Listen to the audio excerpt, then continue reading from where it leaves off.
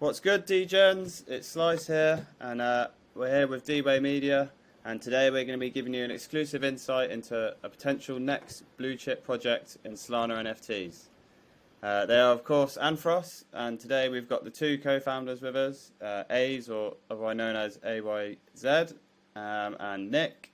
We've got the CM, the community manager, so that's Menace. Yeah, basically I'll just give you a quick intro. So we're going to be discussing the ins and outs of the plans for their collection, what they have to offer, what what they can offer reward to their community, incentives going forward, details before and after mint, and yeah, it's obviously great to meet you guys. Obviously, this D-Way Media Marketing Group is powered by the UK D-Gods, and we're grateful to have you on the space today. So can we just go around the room and do a little short intro so the audience know who you are, like background and basically your role in Anthros. Cool, yeah, so I can go. Who wants to go Yeah, first? I can go first. Thank you for having me here, Slice. Appreciate it. Yeah, so hello everyone. Good. You guys know me as A's. I am the co-founder of Anthros. A bit of background about me. I've been in crypto since 2017. I've been in NFTs for around a year. I was a front-end developer in my normal life, but now I'm a full-time degen, as everyone calls it. Yeah, so NFTs. My 10-year-old niece, she actually got me into NFTs, and this was also about a year ago. I was looking at her making some NFTs, and I was like, how could any of this be real?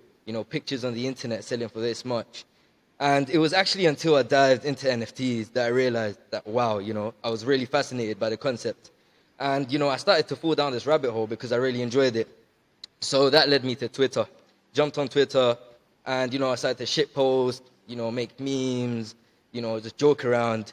And, eventually I built my brand around that and around my ape. And, I started to network with some awesome people. One of them's here, Menace, Thread Guy, Function, and some other people. But yeah, that's just a bit about me. Lovely. And okay, tell us a bit about obviously your kind of role in the project. A brief introduction to that. Yeah, cool. So, like I said, I am the co-founder of Anthros. I run a lot of the project management, the marketing. That's primarily what I do. Nick over here is the other co-founder. He can go ahead. Yep, go on, Nick. Awesome. Hey, thanks. Yeah, Slice, I just want to say thanks again for doing this. Love to be on the show. Excited to talk to all the awesome folks out there in the D-Gods community and whoever else is listening. But yep. So my name is Nick. I do not have Aze's deep knowledge of the NFT space, but I'm learning every day.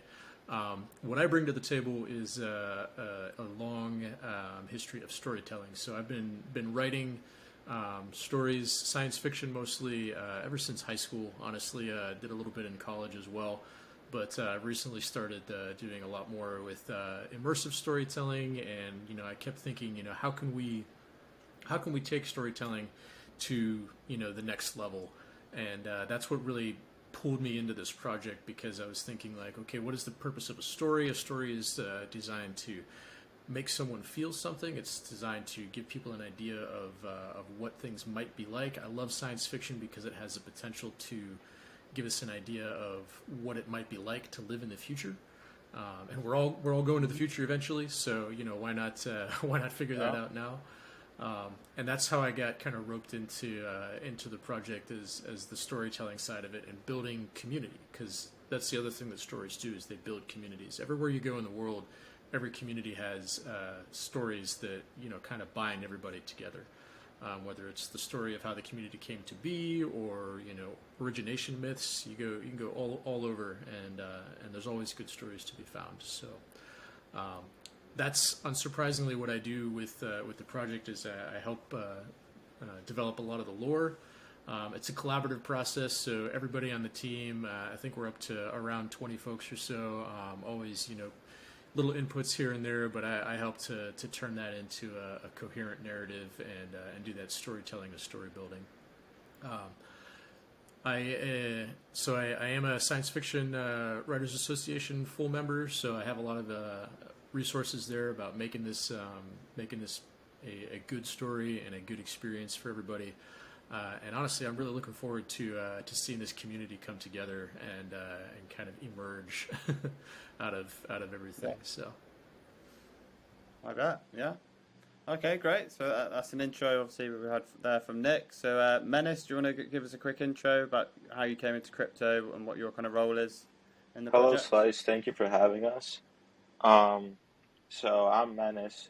I got into NFTs in January of 2021 with NBA Top Shot, and I've been trading and collecting NFTs ever since. But I really got into Twitter and posting memes on Twitter about NFTs since January of this year, so it's been about 7 months now. And I am the community manager for Anthros, and I manage the Twitter account. Nice. What I mean, what other kind of experience have you worked on other projects at all, or is this kind of how do you know A's? Did he bring you on So board I for this, knew or? Ace from many months ago when he just started working on the project, and we've been friends from early on.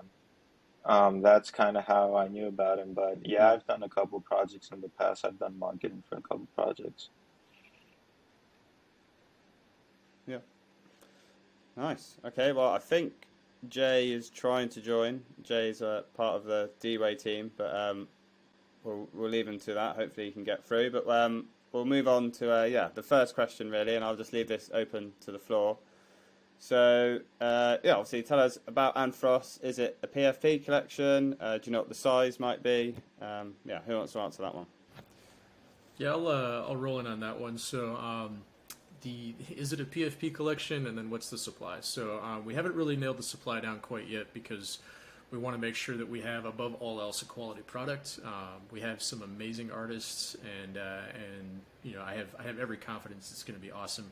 But we're really kind of raising the bar. We want everything that comes out of this, every NFT, to be something that you look at and just get floored. So. More to follow on the collection size, but PFPs. So the answer is yes, and absolutely the collection is going to have the utility as a profile picture. We want people to be able to both show support and membership in the project, as well as kind of identify with the PFP, with the character that they have. Because that's really what we're trying to build is a community based around these characters and around the lore. So you're going to have a profile picture, but it's just an indication of the character that is going through this experience on the backside of that. So hopefully you should be able to, someone sees your profile picture, asks you about it, and you say, yeah, let me tell you the story of this character, whatever that is. So what differentiates this project from other PFP projects? Hayes, do you want to go Yeah, for that one? I will. So, PFP projects. Yeah, most PFP projects are boring, but that's not Anthros. Why? Because Anthros, it's an experience where we take our holders on an unforgettable journey. Um, you know, we're gonna use storytelling and gamification to bond not only our community but other communities together. Now, the reason we're doing this is because we want to give, members of a community a reason to be part of this project. And, they should, have a reason to use the profile picture and engage with, other communities or the Anthros community itself. Now, the reason I say this is because a huge problem on Solana at the moment is people don't believe in the projects they buy into. They don't stick with a profile picture. They flip the NFT and they stick, and, they move on to the next. But there's a reason. There's a reason to that. Because projects don't incentivize, members of the community or individuals, to remain together, to be bonded together. Us as a project, as Anthros, we aim to achieve this, through a numerous amount of things.